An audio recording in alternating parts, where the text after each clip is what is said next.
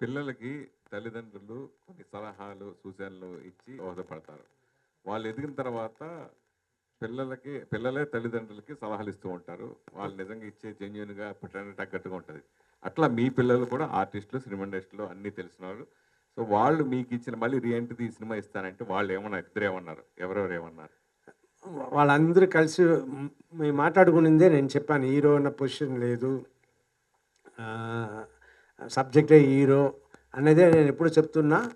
అది పిల్లలు నాకు తెలియనట్టు తెలిసిన విషయాలే చాలా చెప్తూ ఉంటారు.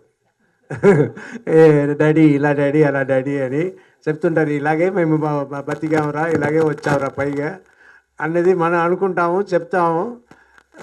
వాళ్ళు వచ్చి ఇప్పుడు మా అమ్మాయి ఊరు వెళ్ళినప్పుడు డాడీ రసగుల్లా నేను లేనని ఆర్డర్ చేసి తిన్నారనుకోండి, అంతే నేను ఫుల్ వాచ్లో ఉంటాను అన్నట్టు చెప్పి వెళ్ళింది.